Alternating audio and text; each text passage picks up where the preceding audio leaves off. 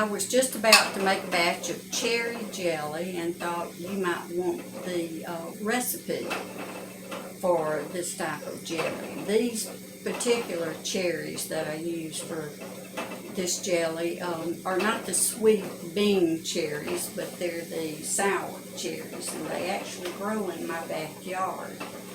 So the process is the same no matter what kind of jelly it is. So you can find the entire recipe or the entire procedure in my video entitled Making Jelly.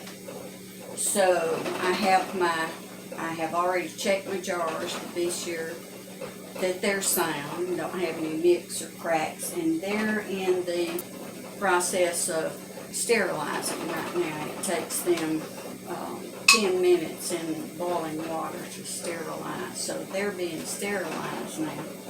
And I have a small saucepan on the back of the stove that's got boiling water in it that I'm going to put the lids in, maybe 2 or 3 minutes before I start to pour up the jelly. And my 6-quart saucepan, stainless steel, don't forget, you can't use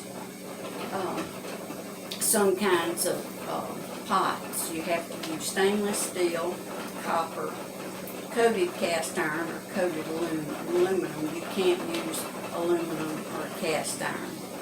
So I have my prepared cherry juice that I had canned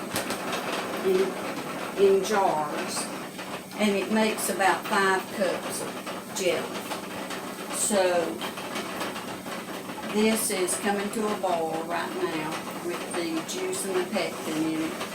When it comes to a full rolling boil, I'll add my 4 cups of sugar, bring it back to a full rolling boil, and I'll cook it for 8 minutes, and then pour it into my sterilized jars and add the sterilized liquids to it.